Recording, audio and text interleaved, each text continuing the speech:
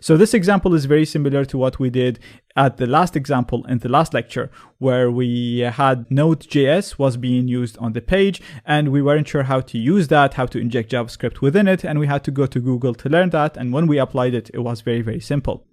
So that's why I just wanted to show you one more example of things like this, where we see something that we're not sure about, that we don't really understand. All you have to do is simply go to Google, learn a bit about it, and at the end, the exploitation could be very, very simple once you actually understand the use of the code that you have in here.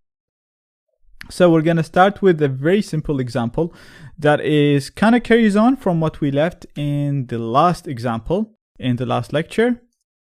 And as usual, I always say this, but I have to say it. When you have a new website, you want to use it as a normal user, see the actual functionality that it offers. And once you're happy with that, then go ahead, test every single functionality for all of the vulnerabilities that you know. So obviously there's a lot of trial and error. What I'm doing right here is we're doing the exploit straight away, or the vulnerability, because I don't want to waste your time. So we're going to be testing the search in here. And as usual, you can, for example, just type test and search. And since we're looking for XSS vulnerabilities at the moment, or any injection type vulnerability, we're going to see if the input that we typed got reflected within the page. So if it got inserted within the code of the page, we can obviously see that we can see it in here in the test result. But if we inspect this element, we can see the code responsible for rendering this part of the page.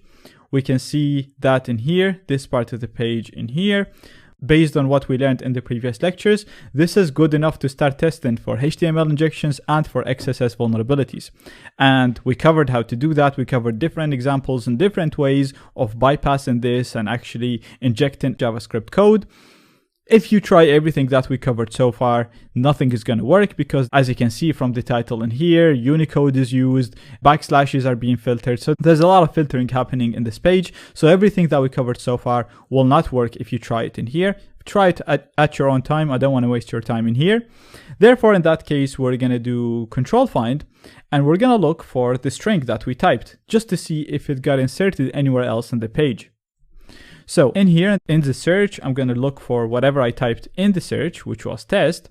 And we can see the first occurrence of it is in here.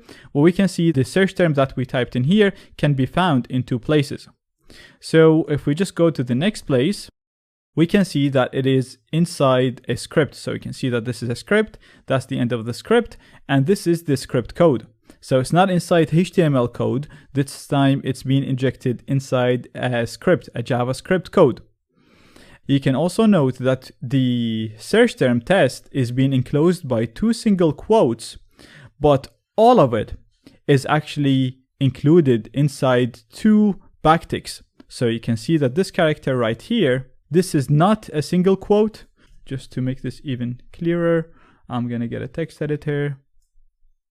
This is a single quote, but what we have in there is this character right here, which is not a single quote. This is called a backtick. Now, if you just close this and go on Google and look for the use of backticks within JavaScript code, you'll understand that they're used within templates, within literal templates. Within the backticks, we can have a string similar to what we have in here, but you can also call out variables and JavaScript functions using a certain format.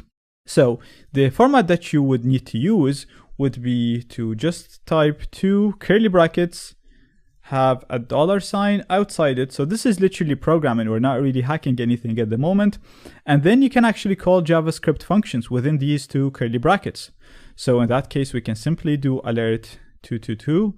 And right now, if we run the search, perfect. As you can see, the JavaScript code got injected, the alert code, and it got executed on the page, showing us the alert message.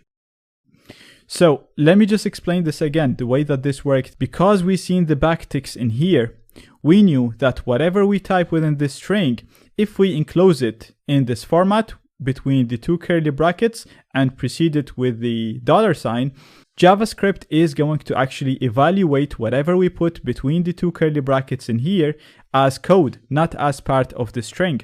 And therefore, when we included the alert code, it got executed on the page.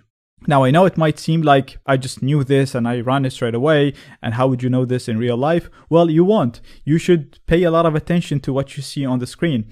Usually, strings are being enclosed within single quotes. We noticed that this time the string is enclosed between two backticks, and then we had the single quotes.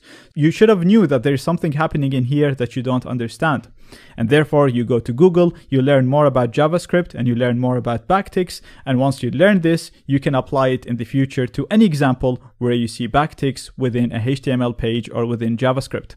And that's why a lot of the time I say you don't really have to know programming if you take your time, read the code, and just research the parts that you don't understand, instead of having to basically learn JavaScript before you can go and discover XSS vulnerabilities. Because I don't consider myself a JavaScript developer, but I can read JavaScript, and then things like this, I can go and research them. And then once I know them, like I said, I can apply them in other examples as I see them when I'm pen testing.